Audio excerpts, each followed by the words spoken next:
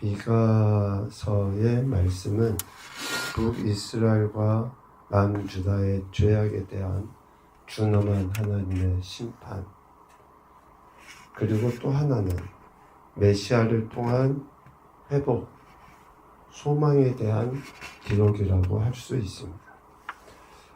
보편의 선지서가 그러하듯이 하나님께서 택하신 백성들이 하나님 말씀대로 하지 아니했을 때에 당하게 될 심판, 그리고 또 하나는 그 심판 중에서도 하나님이 반드시 저들을 회복시키실 것이다 라고 하는 희망의 메시지를 담고 있죠.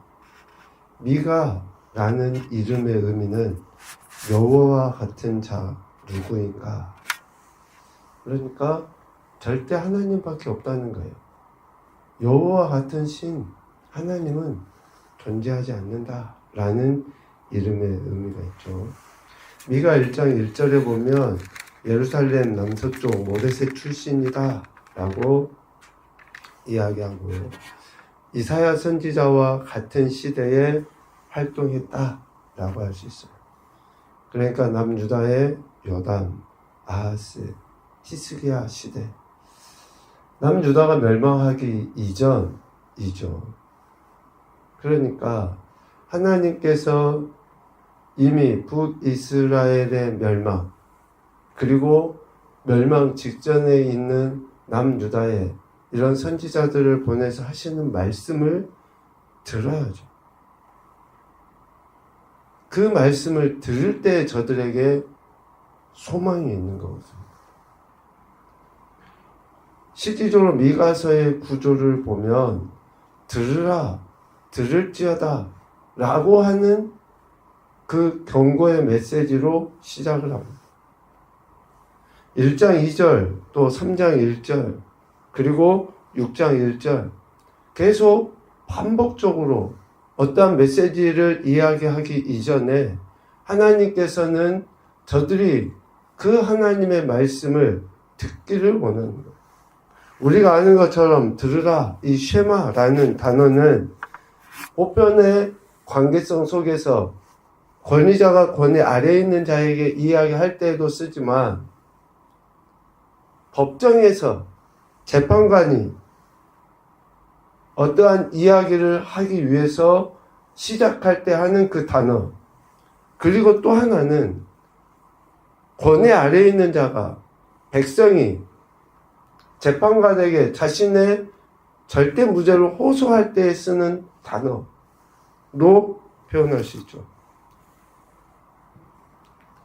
미가서를 통해서 하나님이 들으라 라고 하는 것은 하나님이 택하신 백성인 이스라엘, 이제 남유다겠죠. 남유다의 멸망을 목전에 두고 하나님의 심판의 메시지를 나타내 보였던 저들을 향해서, 심판 가운데 있게 될 저들을 향해서 하나님이 경고하고 계시는 거죠.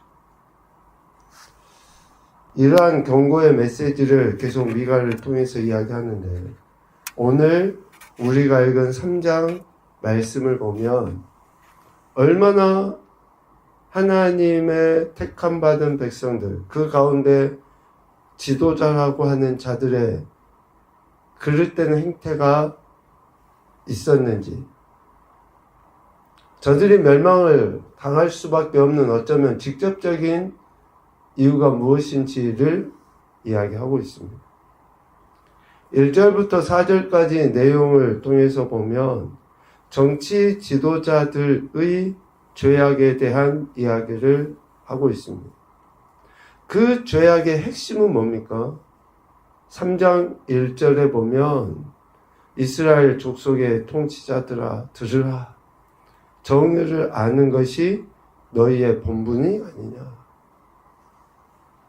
우두머리 통치자들, 지도자들이 정의를 알아야 되는데, 정의를 아는 것이 저들의 본분인데 그 본분을 망각해버렸다. 재판관, 지도자들이 갖추어야 될 덕목 아닙니까? 정의, 공의. 그런데 정의가, 공의가 상실되어져 버린 시대.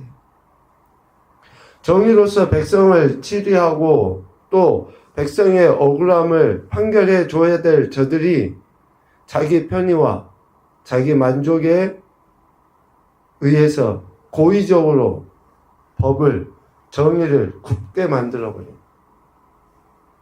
얼마나 안타까운 모습입니까? 이렇게 정의를 알지 못한 그들의 행태에 대해서 이야기하죠. 2절, 선을 미워하고 악을 기뻐한다. 선을 미워해요. 되려 악 행하는 것을 너무나 자연스럽게 행해 나가는 거죠.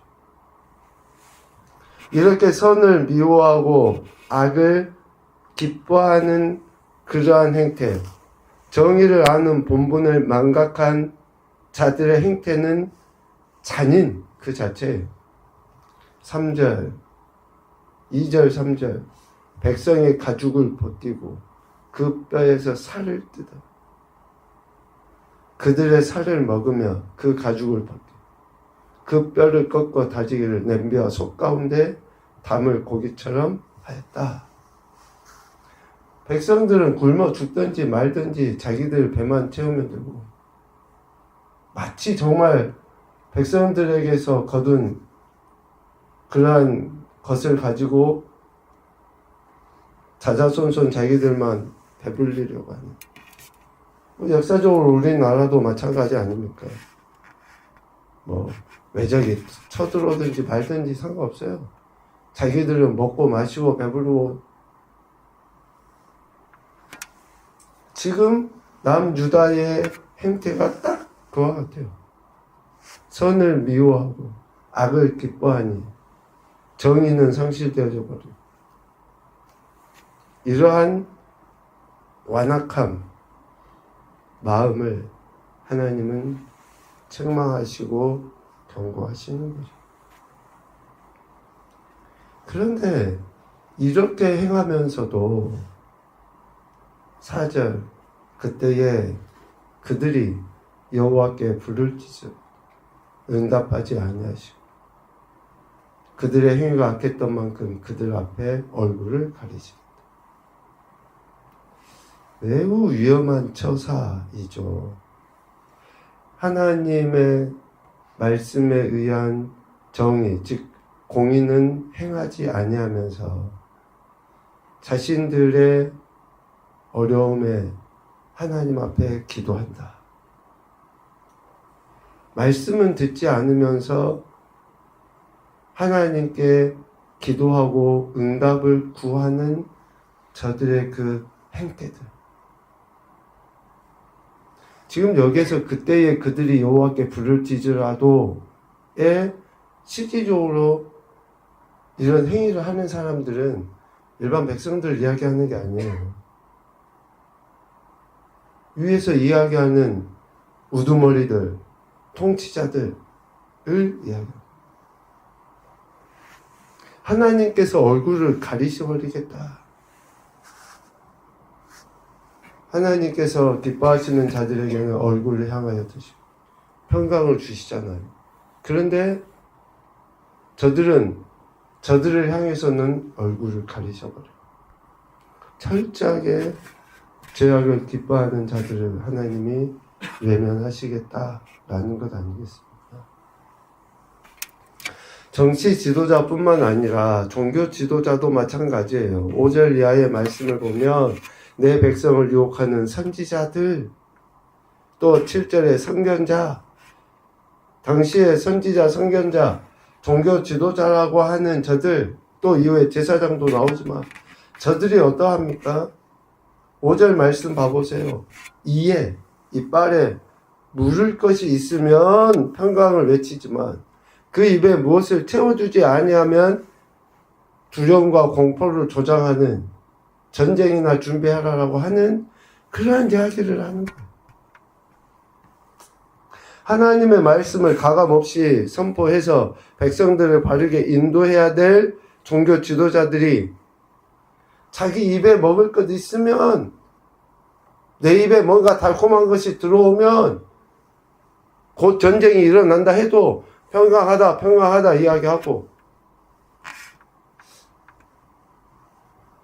학교 다닐 때 그러한 메시지를 많이 선배 목사님들을 통해서 들었는데, 70년대, 80년대 목회하셨던 목사님들의 대표적인 특징이 뭡니까? 청렴이라고 해요, 청렴. 정말로 하나님 앞에, 성도들 앞에 좀 어쩌보면 불쌍할 정도로 청렴한 모습으로 이렇게 사는 것이 목회자의 덕목이라고 이야기했잖아요. 그런데 뭐 저희도 그렇고 지금 후대 목회자들도 그렇지만 청렴이라고 하는 단어는 미안하지 어울리지 않아요. 목회자가 화려한 그러한 모습들이, 그런데 오늘 미가서의 말씀하고 여러분 미안하지만 별반 다르지 않아요. 목회자들의 마음이 진짜 어디 있느냐? 영혼육의 연약함 가운데 있는 자들에게 하나님의 말씀으로 실질적으로 위로하고 권면해서 자들이 살아나는 데 목적을 두고 있느냐? 아니면 여러분 톡까놓고 그냥 이야기해서 신방이 두 군데 있다고 생각을 해봅시다. 좀 가난한 성도들의 집에 가는 거 하고 좀 부유한 성도의 집에 가는 두 가운데 신방이 잡혔을 때 진짜 내 마음이 어느 쪽에, 여러분들도 마찬가지예요. 가난한 성도, 좀 힘들어하고 어려운 가운데 있는 사람들에게 마음이 갔는지, 좀 뭔가 여유있고 넉넉한 사람한테 마음이 갔는지,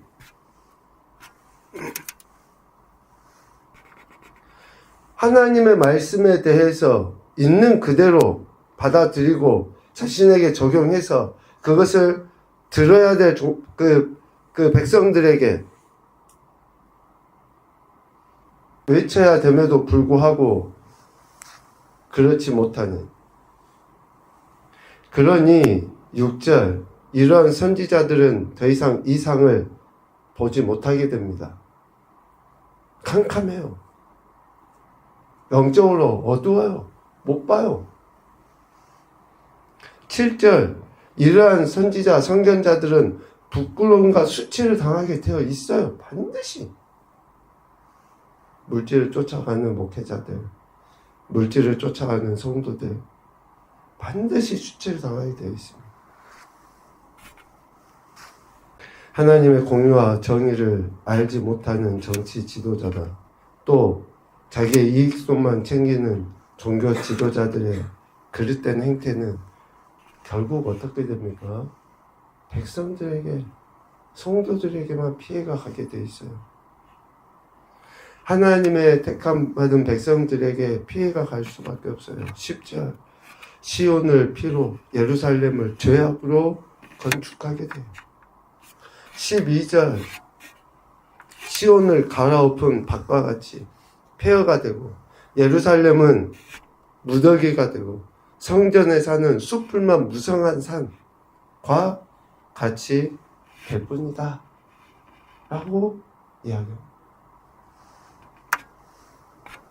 우리의 마음밭이 어떤가, 또 내가 지어가고 있는 신앙의 그런 성전이 어떠한가 한번 곰곰이 거기서부터 살펴봐야 돼요.